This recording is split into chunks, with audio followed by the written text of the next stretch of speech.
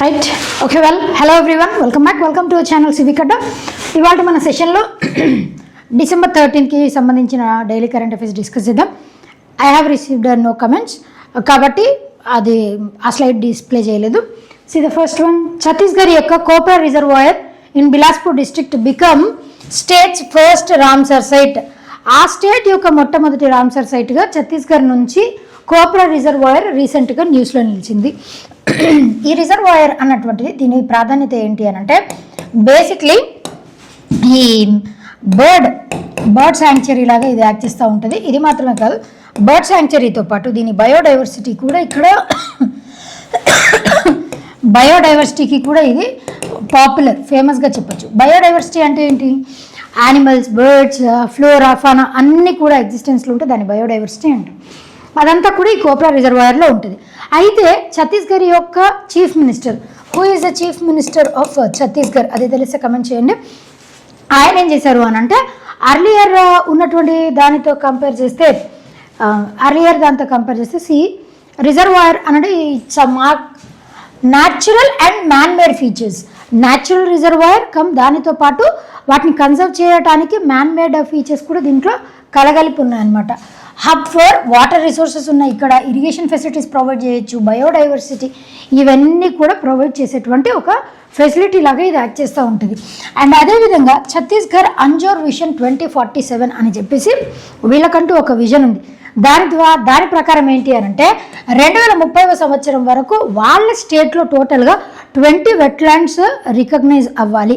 ఇప్పుడు వెట్లాండ్ ఉంది అని అనుకోండి ఒక స్టేట్లో, కన్జర్వేటరీ మెజర్స్ కోసం అని చెప్పేసి ఆ రామ్సార్ కన్వెన్షన్ వాళ్ళు అక్కడి నుంచి ఇంటర్నేషనల్ స్థాయి నుంచి వాళ్ళకి ఫండ్స్ వస్తాయి, సెంటర్ నుంచి కూడా ఫండ్స్ వస్తాయి వాటిని కన్జర్వ్ చేయడానికి.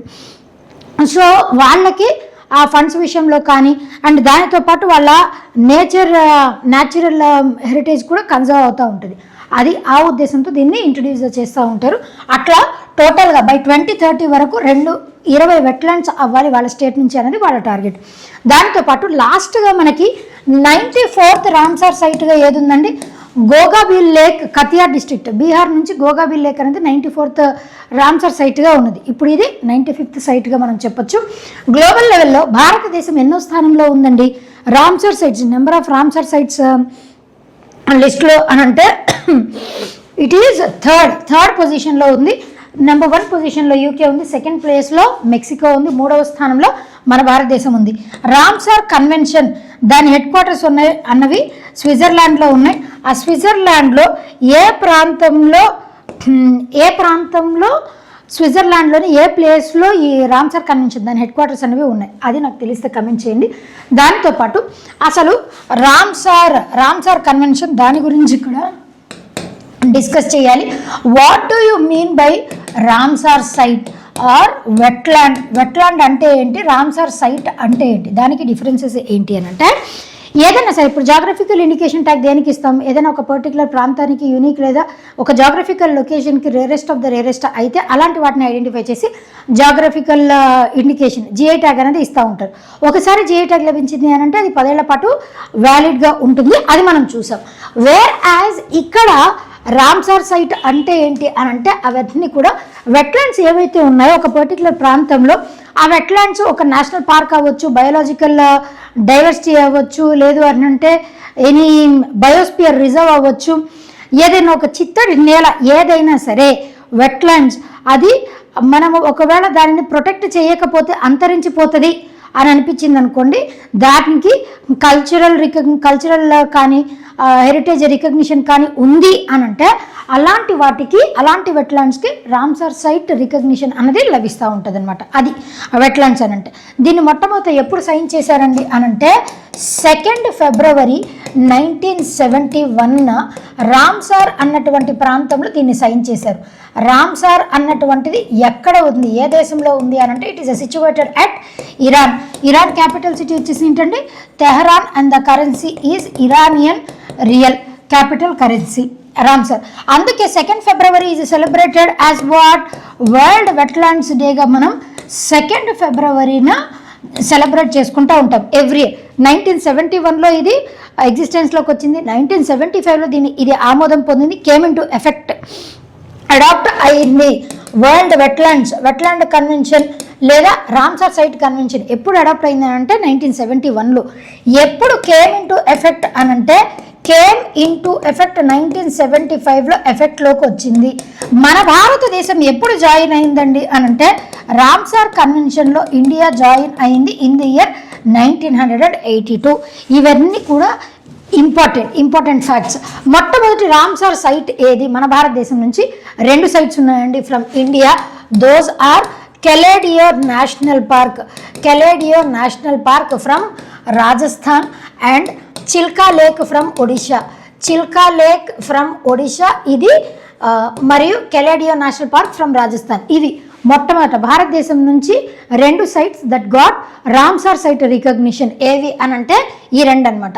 ఇంకొకటి largest Ramsar site in India అదొచ్చేసి ఏంటి అనంటే that is Sundarbans from West Bengal నుంచి Sundarbans that is largest Ramsar site in India. Smallest Ramsar site వచ్చేసేదండి that is Renuka lake from Himachal ప్రదేశ్కి సంబంధించిన రేణుకా లేక్, అది smallest Ramsar site in India. Montreux record అంటే ఏంటి అనంటే ఇప్పుడు ఏదైనా ఒక వెట్లాండ్కి రామ్సార్ సైట్ రికగ్నిషన్ వచ్చింది, దాన్ని సరిగా కన్జర్వ్ చేయలేదని అనుకోండి, అది ఆ రికగ్నిషన్ ఆ వెట్లాండ్ ఆ గుర్తింపు ఏదైతే ఉందో అది పోతుంది కదా. అలా కన్జర్వేటరీ మెజర్స్ తీసుకోకుండా దాన్ని అసలు యూటిలైజ్ చేసుకోకుండా అలాగే ఉన్నారనుకోండి, దానికంటూ ఒక రిజిస్టర్ ఉంటుంది. మరుగున పడిపోయినప్పుడు ఆ రికార్డే ఆ రిజిస్టర్నే ఏమంటారు అనంటే దట్ ఈస్ మాంట్రెక్స్ రికార్డ్ అని చెప్పేసి దానికే పేరు. ఆ రిజిస్టర్కి మాంట్రెక్స్ రికార్డ్ అని పేరు. State with highest Ramsar sites in India వచ్చేసి ఏదండి అనంటే ఇట్ ఈస్ తమిళనాడు. ఇది ఫస్ట్ ప్లేస్లో ఉంది. ఉత్తరప్రదేశ్ వచ్చేసి 2వ స్థానంలో ఉంది. ఇవన్నీ కూడా static points regarding Ramsar site convention. ఇవన్నీ ఇంపార్టెంట్. మాంట్రెక్స్ రికార్డ్, ఆ మాంట్రెక్స్ రికార్డులోకి చిల్కా లేక్ చేరింది, దాని తర్వాత మరలా బయటికి కూడా వచ్చేసింది. అంటే మాంట్రెక్స్ రికార్డులో రిజిస్టర్లో ఏవైతే ఎంటర్ అయ్యాయో అవి వాటిని బయటికి తీసుకురాలేమా అని అంటే నో, అవి వాటిని బయటికి కూడా తీసుకురావచ్చు. ఎప్పుడు రామ్సార్ సైట్ ఆ కన్వెన్షన్కి తగ్గట్టు కన్జర్వేటరీ మెజర్స్ తీసుకున్నప్పుడు వాటిని బయటికి కూడా తీసుకొని రావచ్చు అనమాట. That is Montreux record.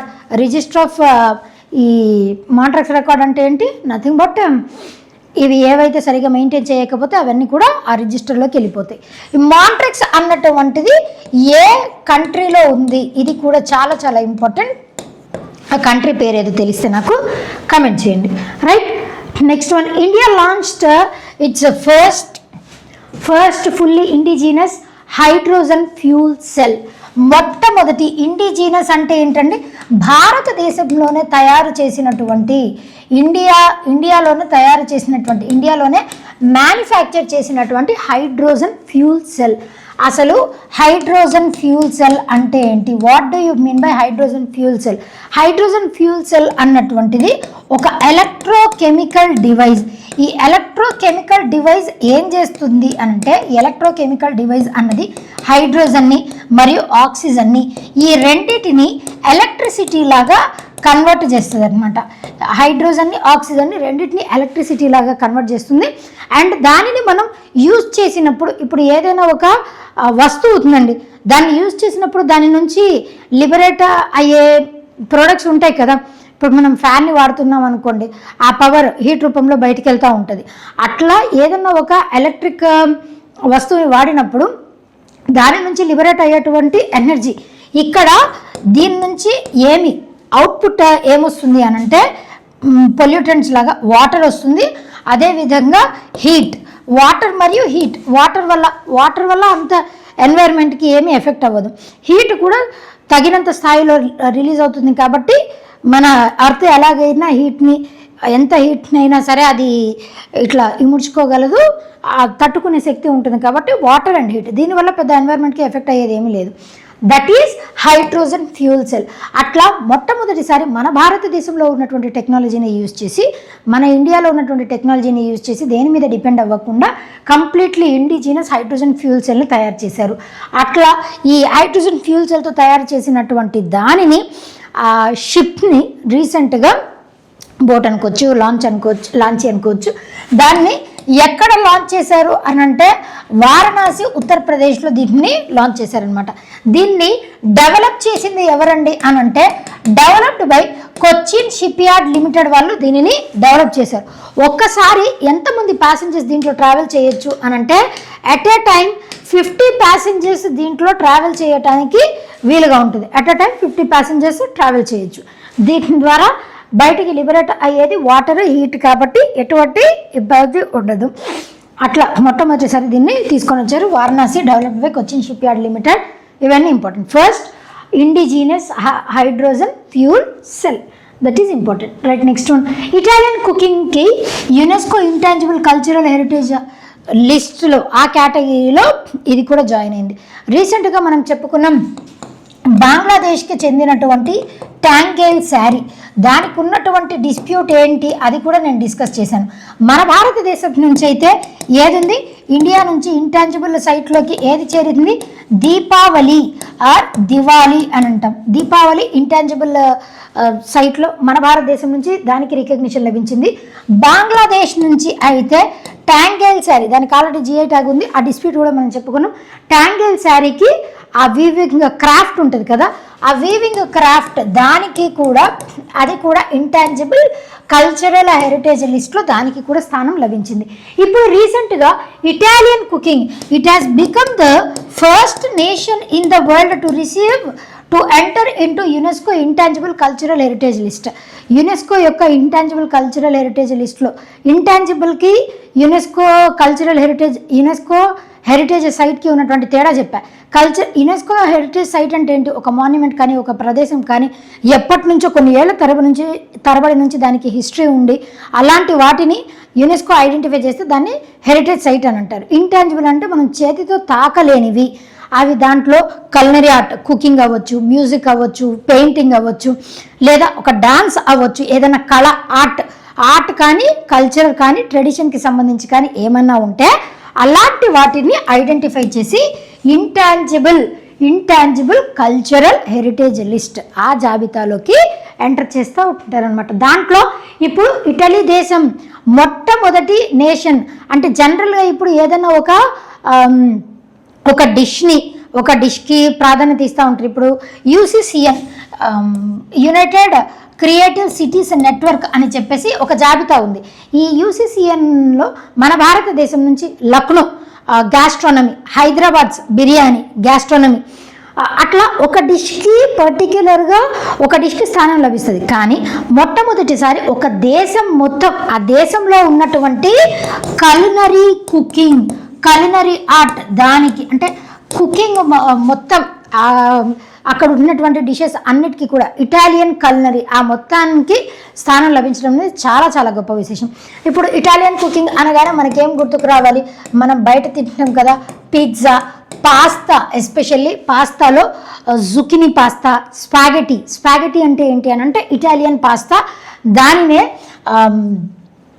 దానినే స్పాగెటీ అని చెప్పేసి అని అంటాం.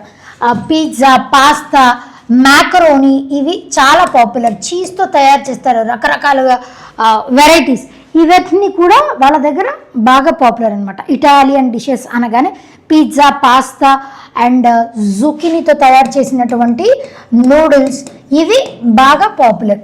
నూడిల్స్ అనగానే మనం చైనాకి వెళ్ళిపోతాం. ఇక్కడ జుకినీ వెరైటీ ఆఫ్ ఐటమ్స్ ఉంటాయన్నమాట. అట్లా ఇటలీ అన్నది బాగా పాపులర్. ఆ విధంగా ఇటాలియన్ కుకింగ్ కూడా యునెస్కో ఇంటాంజిబుల్ కల్చరల్ హెరిటేజ్ లిస్ట్లో చోటుని సాధించుకుంది. యునెస్కో యొక్క హెడ్ క్వార్టర్స్ వచ్చేసి ఇక్కడ ఉంటున్నాయండి. Those are situated at Paris, France. UNESCO headquarters వచ్చేసి ప్యారిస్, ఫ్రాన్స్లో ఉన్నది. రీసెంట్గా యునెస్కో ఒక రిపోర్ట్ని కూడా రిలీజ్ చేసింది అని చెప్పాను. What is the name of that report released by UNESCO recently, అది తెలిస్తే నాకు కమెంట్ చేయండి. Right, next one bluebird 6 by ISRO, Indian space research organisation. దీనికి చైర్పర్సన్ ఇప్పుడు ఎవరున్నారండి, V Narayanan is serving as the chairperson of ISRO. దీన్ని ఎప్పుడు establish చేశారు, it was established on 15th August 1969లో దీన్ని ఎస్టాబ్లిష్ చేశారు. ఇస్రోకి మొట్టమొదటి చైర్పర్సన్గా ఎవరున్నారండి, doctor Vikram Sarabhai is serving as the first chairperson of ISRO మొట్టమొదటి చైర్పర్సన్గా ఈయన ఉన్నారు. ఈయనకే ఇంకొక పేరు ఏంటండి, ఫాదర్ ఆఫ్ స్పేస్ సైన్సెస్ అని కూడా డాక్టర్ విక్రమ్ సారాభాయ్ గారికి పేరు. దీని హెడ్ క్వార్టర్స్ వచ్చేసి ఇప్పుడు దీని హెడ్ క్వార్టర్స్ ఎక్కడ ఉంటుందండి, that is situated at Bengaluru, కర్ణాటకలో దీని హెడ్ క్వార్టర్స్ ఉన్నాయి. బ్లూ బర్డ్ అన్నటువంటిది ఏంటి అని అంటే నాసా వాళ్ళు లాంచ్ చేసినటువంటి ఒక శాటిలైట్ మిషన్ అన్నమాట. బ్లూ బర్డ్ పేరు. ఆ శాటిలైట్ మిషన్ పేరే కమ్యూనికేషన్ శాటిలైట్. కమ్యూనికేషన్ శాటిలైట్ పేరే బ్లూ బర్డ్. మన భారతదేశం నాసా వాళ్ళతో కొలాబ్ అయ్యి ఇస్రో డిసెంబర్ 15th నాడు దీన్ని లాంచ్ చేయనుంది. డిసెంబర్ 15th నాడు ఈ బ్లూ బర్డ్ 6 అన్నటువంటి దాన్ని లాంచ్ చేయనుంది. ఇది ఏ పర్పస్ కోసం యూజ్ అవుతుంది, కమ్యూనికేషన్స్కి ఇది మరీ ముఖ్యంగా పనికొస్తుంది అనమాట. Direct to digital services DDT దానికి పనిచేస్తుంది అనమాట. డిడిఎస్ ఆ సర్వీసెస్కి heaviest American commercial communication satellite. చాలా హెవీగా ఉంటుంది, 6.5 tons వెయిట్. యాక్చువల్లీ దీన్ని లాంచ్ చేసేటువంటి లాంచింగ్ వెహికల్ పేరు ఏంటి, what is the name of launch vehicle అంటే లాంచ్ వెహికల్ మార్క్ 3 LVM-3. ఈ LVM-3ని దేంట్లో వాడారండి, చంద్రయాన్ 3ని లాంచ్ చేయడానికి కూడా LVM-3నే యూజ్ చేశారు. ఈ LVM-3 ఈ లాంచ్ వెహికల్ని యూజ్ చేసి అప్ టు ఎన్ని కేజెస్ వరకు వెయిట్ ఇది మొయ్యగలదు అని అంటే 8,000 kg. ఇక్కడ 6.5 tons అంటే 6,500 కదా. కాబట్టి as simple as that 8,000 kgs వరకు ఈ లాంచ్ వెహికల్ త్రూ లాంచ్ చేయడానికి ఉంటుంది అనమాట. So all these are important. Blue bird 6 ISRO December 15th launch చేయనుంది. ఏ దేశపు సహాయం తీసుకొని బ్లూ బర్డ్ని లాంచ్ చేయనుంది అని అంటే నాసా. ఈ బ్లూ బర్డ్ అన్నటువంటిది ఏంటి, ఏ పర్పస్ని దీన్ని లాంచ్ చేయనున్నారు, కమ్యూనికేషన్ శాటిలైట్. దీన్ని ఎక్కడ లాంచ్ చేయనున్నారు, జియో లియో అని చెప్పేసి ఉంటాయి కదా, లో అర్త్ ఆర్బిట్లో దీనిని లాంచ్ చేయనున్నారు. ఇవన్నీ కూడా ఇంపార్టెంట్. డిసెంబర్ 15th ఎంత వెయిట్ ఉంది, లాంచ్ వెహికల్ ఏంటి, ఇవన్నీ గుర్తుపెట్టుకోవటం దట్ ఈస్ ఇంపార్టెంట్. ఇస్రోకి సంబంధించి this is a static part regarding ISRO. Next one, MSME minister signs MOU with Amazon services. A నుంచి జెడ్ సర్వీసెస్ అట్లా ఉంటుంది కదా, అమెజాన్ సింబల్ అదే కదా. జెఫ్ బెజోస్ దీనికి CEO ఉంటున్నారు కదండి. ఇప్పుడు అమెజాన్ అనేది US ఆన్లైన్ రీటైల్ కంపెనీ, ఈ కమర్షియల్ ప్లాట్ఫామ్ కదా, ఆన్లైన్ ప్లాట్ఫామ్. MSME అంటే మైక్రో స్మాల్ మీడియం ఇండస్ట్రీ. ఈ మినిస్ట్రీ వాళ్ళు రీసెంట్గా ఒక మెమోరాండమ్ ఆఫ్ అండర్స్టాండింగ్ని సైన్ చేశారు. ఏంటి అని అంటే దీని ద్వారా విశ్వకర్మ అన్నటువంటి స్కీమ్ ఉంది కదా, ఆ విశ్వకర్మ స్కీమ్ ద్వారా ఎవరైతే బెనిఫిట్ అవుతున్నారో ఆర్టిజన్స్ వాళ్ళందరూ కూడా ఆ విశ్వకర్మ స్కీమ్ ద్వారా విశ్వకర్మ స్కీమ్ అన్నటువంటి దాన్ని ఎప్పుడు లాంచ్ చేశారు, 2023 సంవత్సరం సెప్టెంబర్లో దీనిని లాంచ్ చేశారు. దీని ద్వారా ఇప్పుడు టైలరింగ్ యాక్టివిటీస్, హ్యాండిక్రాఫ్ట్స్ తయారు చేసే వాళ్ళందరికీ స్కిల్స్ని ఇంప్రూవ్ చేయడానికి ట్రైనింగ్ని ప్రొవైడ్ చేస్తూ ఉంటారు. స్కిల్ ట్రైనింగ్ ఇస్తారు. ఆ స్కిల్ ట్రైనింగ్ ఇచ్చి తర్వాత వాళ్ళ ప్రోడక్ట్ సో అండ్ సో ఉంది అని చెప్పి దానికి లైసెన్స్ ఇప్పించడం, దాన్ని మార్కెటింగ్ చేయడం, అవన్నీ కూడా ఈ విశ్వకర్మ స్కీమ్ ద్వారా వాళ్ళే దాన్ని జరిపిస్తూ ఉంటారు మైక్రో స్మాల్ మీడియం ఎంటర్ప్రైజెస్ తరపు నుంచి. కాబట్టి ఇప్పుడు వాళ్ళే అమెజాన్తో MOUని సైన్ చేసుకున్నారు, MSME మినిస్ట్రీ. ఆ ప్రోడక్ట్స్ అన్నిటినీ కూడా, అంటే ఇప్పుడు లార్జెస్ట్ ప్లాట్ఫామ్ కదా అమెజాన్ అన్నటువంటిది, ఆ ఆన్లైన్ ప్లాట్ఫామ్లో వీళ్ళు తయారు చేసే వస్తువులన్నింటినీ కూడా అక్కడ డెలివర్ చేస్తారు. Underline the partnership will help. దీని ద్వారా ఆర్టిజన్స్కి చాలా బెనిఫిట్ అవుతుంది. PM విశ్వకర్మ స్కీమ్ అనేది సెప్టెంబర్ 2023లో లాంచ్ చేశారు. దీని ద్వారా ఏం ప్రొవైడ్ చేస్తారు, skill training, modern tool kits ఇవన్నీ ఇచ్చి traditional trades such as carpentry, pottery, metal smith, tailoring, gold smith, lock smith, toy, doll making, basket, mat making, garland, cobbler work, ఇవన్నీ కూడా ఈ వర్కర్స్ అందరూ కూడా ఈ విశ్వకర్మ ప్రధానమంత్రి విశ్వకర్మ స్కీమ్, ఇది చాలా చాలా ఇంపార్టెంట్. ఆ స్కీమ్ ద్వారా వీళ్ళందరూ కూడా బెనిఫిట్ అవుతారు. వాళ్ళు తయారు చేసే వస్తువులన్నింటినీ కూడా ఇప్పుడు అమెజాన్ ద్వారా లాంచ్ చేస్తారు. అది another important fact. Next, cabinet approves scheme for the conduct of census 2027. Right, census 2027 కోసం అని చెప్పేసి రీసెంట్గా క్యాబినెట్ అప్రూవ్ చేసింది. 2027 ఎంత అప్రూవ్ చేసిందండి, క్యాబినెట్ ఎంత అమౌంట్ని అప్రూవ్ చేసింది అని అంటే 11,718 11,718 crores ఇన్ని కోట్ల రూపాయలని అప్రూవ్ చేసింది అని చెప్పి ఎవరు చెప్పారు?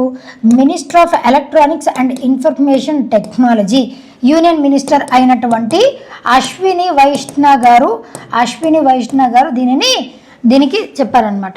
అంటే మనము కండక్ట్ చేయబోతున్నాం నెక్స్ట్ 2027 సెన్సస్. 2027 సెన్సస్కు ఉన్నటువంటి ప్రాధాన్యత ఏంటి? మొట్టమొదటి first digital census of India and అదేవిధంగా మొట్టమొదటి కాస్ట్ ఎన్యూమరేషన్ కూడా ఈ సెన్సస్ ద్వారానే కండక్ట్ చేయబోతున్నారు. దీనిని 2 phases కండక్ట్ చేయబోతున్నారు. ఫస్ట్ ఫేజ్ వచ్చేసి ఎప్పటి నుంచి ఎప్పటి వరకు కండక్ట్ చేస్తారు అనంటే నెక్స్ట్ ఏప్రిల్ నుంచి సెప్టెంబర్ 2026 వరకు ఫస్ట్ ఫేజ్ అన్నది జరుగుతుంది. తర్వాత సెకండ్ ఫేజ్ వచ్చేసి మనకి ఎప్పుడు కండక్ట్ చేస్తారు అనంటే సెకండ్ ఫేజ్ వచ్చేసి ఫిబ్రవరి 2027లో కండక్ట్ చేస్తారు. ఈ 2 phases అయిపోయిన తర్వాత వాటిని కన్సాలిడేట్ చేసి 2027 సంవత్సరంలో సెన్సస్ని రిలీజ్ చేస్తారు. సెన్సస్ అన్నటువంటిది ఏ పదం? సెన్సస్ అన్నది it is a Latin term.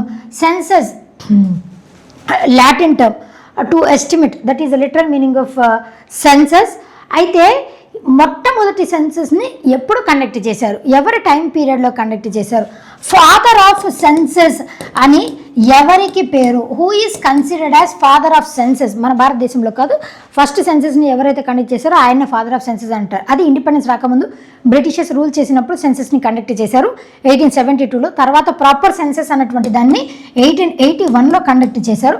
అప్పటి నుంచి మనం ఫస్ట్ సెన్సస్గా క్యాలిక్యులేట్ చేస్తూ వస్తాం. ఇప్పుడు అలా చూసుకున్నట్లయితే 1881 దగ్గర నుంచి చూస్తే 91, 2001, 1901, తర్వాత 1911, 1921, 31, 41, అదేవిధంగా 51, 61, 71, 81, 91, 2001 తర్వాత 2011. ఓవరాల్గా అన్ని 1, 2, 3, 4, 5, 6, 7, 8, 9, 10, 11, 12, 13, 14. ఇప్పుడు నెక్స్ట్ జరగబోయేటువంటి సెన్సస్ ఎన్నోదండి? 15th census. 1881 దగ్గర నుంచి తీసుకున్నట్లయితే it is considered as 15th census. అలా కాకుండా మన భారతదేశానికి ఇండిపెండెన్స్ వచ్చిన తర్వాత అంటే 51 దగ్గర నుంచి తీసుకోవాలి. 1, 2, 3, 4, 5, 6, 7. ఇప్పుడు నెక్స్ట్ జరగబోయేటువంటి సెన్సస్ ఎన్నోది? 8th census. మనకి ప్రీ ఇండిపెండెన్స్, పోస్ట్ ఇండిపెండెన్స్ అనిస్తే అప్పుడు 15th, 18th అని చూసుకోవాలి. అలా కాకుండా నెక్స్ట్ జరగబోయేటువంటి సెన్సస్ ఎన్నోది అని అంటే మాత్రం it is 15th census. Pre independence, post independence అని ఇచ్చినప్పుడు అట్లా చూసుకుంటూ ఉండాలి. మనం అప్పటి నుంచి క్యాలిక్యులేట్ చేసాం కాబట్టి 1872లో మొట్టమొదటి సెన్సస్ని కండక్ట్ చేశారు. అందుకే ఆయన ఫాదర్ ఆఫ్ సెన్సస్ అని చెప్పేసి ఆయనకి పేరు. అది చాలా చాలా ఇంపార్టెంట్. ఫాదర్ ఆఫ్ సెన్సస్ అని ఎవరికి పేరు? సెన్సస్ అన్నది ప్రతి 10 సంవత్సరాలకు ఒకసారి కండక్ట్ చేస్తూ ఉంటారు. మొట్టమొదటి first registrar general and census of India, census of ఇండియాగా ఎవరున్నారు? ఇప్పుడు right now who is considered, who is serving as the registrar general and census of India? Mrityunjay గారు ఇప్పుడు ప్రస్తుతం రిజిస్ట్రార్ జనరల్గా పనిచేస్తున్నారు. ఆయన హయాంలో ఆయన కంటిన్యూ అయితే 2025లోనే అపాయింట్ అయ్యారు. కంటిన్యూ అయితే ఆయనే ఉంటారు అనమాట. ఇట్లా ఈ విధంగా ఈ పాయింట్స్ అన్నీ కూడా ఇంపార్టెంట్. సెన్సస్ 2027 విల్ బి 1881 దగ్గర నుంచి మనం క్యాలిక్యులేట్ చేస్తే it will be the 16th, it will be the 15th census only. అక్కడ నుంచి క్యాలిక్యులేట్ చేస్తే ఎక్కడన్నా మిస్టేక్ అయిందా? 1881, 1891, 1901, 1911, 1, 2, 3, 4, 5, 6, 7, 8, 9, 10, 11, 12, 13, 14. Yes, 15th one only, not 16th one. అది చూసుకొని నాకు ఈ క్వశ్చన్స్ అన్ని మిగతావి కమెంట్ చేయండి. Right, next one the last one for today. Government to rename MG NREGA scheme Mahatma Gandhi national rural employment guarantee act. ఈ స్కీమ్ని ఎప్పుడు లాంచ్ చేశారండి? 2005వ సంవత్సరంలో లాంచ్ చేశారు. యాక్చువల్లీ స్కీమ్గా లాంచ్ చేశారు. తర్వాత దాన్ని ఎంజీ నరేగా యాక్ట్ లాగా దాన్ని ఏ ఇయర్లో రీనేమ్ చేశారండి? 2007వ సంవత్సరంలో దాన్ని యాక్ట్గా రీనేమ్ చేశారు. దీంట్లో ఏం జరుగుతుంది, 100 పని దినాలని కల్పించారు, అది కూడా with in a span of 1 year. ఒక సంవత్సరంలో 365 days ఉంటాయి కదా, ఆ 100 days ఎప్పుడైనా ఉండొచ్చు, కంటిన్యూస్గానే ఉండాలని లేదు. ఆ సంవత్సరంలో అప్పుడు కొన్ని రోజులు అట్లా సంవత్సరం మొత్తంలో 100 పని దినాలని కల్పిస్తూ ఉంటారు. దాంట్లో 33% ఖచ్చితంగా ఎవరు ఉండాలి, 33% మహిళలు ఉండాలి, విమెన్ 33% మంది మహిళలు ఉండాలి. దీన్ని రీనేమ్ చేయాలి అని అనుకున్నారు. ఇది వరకు 100 పని దినాలు ఉండేవి కదా, ఇప్పుడు ఆ 100 daysని కాస్త 125 daysకి ఇంక్రీజ్ చేయాలని అనుకుంటున్నారు. ఇంకా it comes under which ministry of rural development, ఆ మినిస్ట్రీ కిందకు వస్తుంది Pujya Bapu Gramin Rozgar Yojana. Pujya Bapu Gramin Rozgar Yojana, Mahatma Gandhi national rural employment guarantee act, దాన్నే పూజ్య బాపు అంటే ఎవరండి, మహాత్మా గాంధీ గారి. అట్లా పూజ్య బాపు గ్రామీణ్ రోజ్గార్ యోజన PBGRY అట్లా రీనేమ్ చేయాలి అన్నది ఆలోచన. 100 పని దినాల నుంచి 125 పని దినాలకి మార్చాలి అని అనుకుంటున్నారు. అది అప్రూవ్ అవుతుందా అవ్వదా, ఇవన్నీ కూడా ఒకవేళ అప్రూవ్ అయితే మనం ఫర్దర్ నెక్స్ట్ సెషన్లో మరలా మనం డిస్కస్ చేద్దాం. ఒకవేళ అప్రూవ్ అయినట్లయితే మరలా డిస్కస్ చేద్దాం, లేదు అని అంటే అప్పుడు కూడా మళ్ళీ మనం డిస్కస్ చేద్దాం. Okay, this is all about today's current affairs session. Will be meeting for another session that is on Monday. ఈ PDF కావాలంటే టెలిగ్రామ్ని ఫాలో అవ్వచ్చు. అంటిల్ దెన్ ఇంకెవరైనా సబ్స్క్రైబ్ చేసుకోకపోతే do subscribe to our channel civic Adda. Keep watching, keep learning and thank you so much.